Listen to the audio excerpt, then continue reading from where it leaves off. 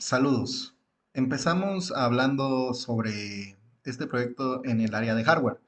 Empezamos haciendo un diseño algo robusto o algo informal sobre la base que íbamos a utilizar para poner todos los componentes, los cuales iban a funcionar para hacer el sensor. Posteriormente lo cortamos en lámina porque era un material que teníamos a disposición, aunque este material podría ser cualquier otro filme.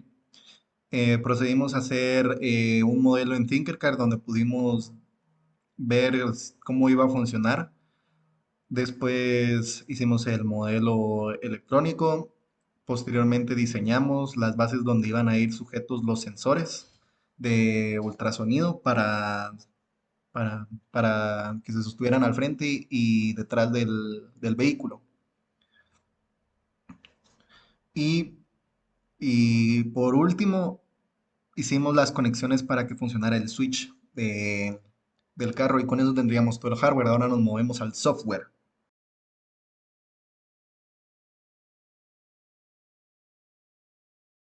Vamos a empezar explicando la programación que va a utilizar nuestro lector de distancia, o más bien nuestros lectores de distancia.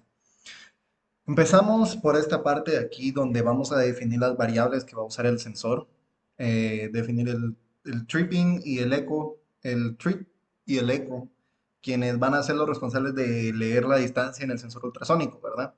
Después vamos a definir los puertos del buzzer y de la LED. Y también vamos a definir los tonos que va a usar el buzzer. Ahora nos vamos al setup, de la iniciación del setup, donde vamos a inicializar los pines y más bien vamos a hacer que todo empiece, ¿verdad? Ahora vamos a empezar, ahora seguimos en la parte del loop, en donde el loop empieza haciendo que los lectores lean la distancia, ¿verdad? Entonces se inicializa la opción de leer distancia, el sensor manda la señal, espera unos microsegundos a que la señal llegue, rebota, la recibe y la lee nuevamente. Y entonces ahí es donde finaliza la función de leer la distancia. Esta parte se establece por el sensor uno y el sensor 2. Una vez que ya tenemos los datos de la lectura de la distancia, pasamos al primer if, en donde condicionamos, ¿verdad? Y decimos que si la distancia es menor a 40 centímetros, va a pasar dos cosas. Si es menor a 40 centímetros, menor o igual a 40 centímetros, va a reproducir el do en el buzzer y va a esperar 300 milisegundos para finalizar esto y repetir el ciclo, si es que la distancia no ha cambiado. Si, si esta posición es falsa, entonces se vuelve a hacer una pregunta. Si la distancia es menor a 20 centímetros,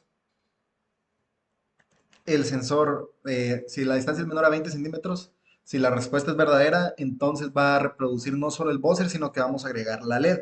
Enciende la LED roja. Si es falso, pues se apaga esto y los sensores no realizan ninguna acción, probando que no hay nada cerca del vehículo, ¿verdad? Si es que hay algo cerca a menos de 40 centímetros, empieza a sonar el buzzer. Y si está a menos de 20 centímetros, suena el buzzer y se le suma la LED. Entonces, después de finalizar esto, se regresa aquí y vuelve a leer la distancia a los sensores, como ya lo habíamos mencionado. Okay. Ahora vamos a empezar hablando de las pruebas que hicimos. Al principio probamos el hardware, probamos todo, ¿verdad? Antes de ensamblarlo todo junto. Una vez que vimos que los dos sensores funcionaban correctamente según la programación vista igual a LED, procedimos a hacer una prueba ya con todo ensamblado encima del vehículo. Esta fue la primera prueba que realizamos, Right. en donde la LED estaba en medio y usamos una base de lámina. Ahí probamos el primer sensor donde funcionó y el segundo donde también funcionó. Aquí la programación lo que hacía era de, de tres distancias, ¿verdad? Una distancia segura, donde no suena nada, una distancia media donde suena el buzzer y una Right. distancia muy corta donde suena el buzzer y se enciende la LED advirtiendo de la cercanía del objeto.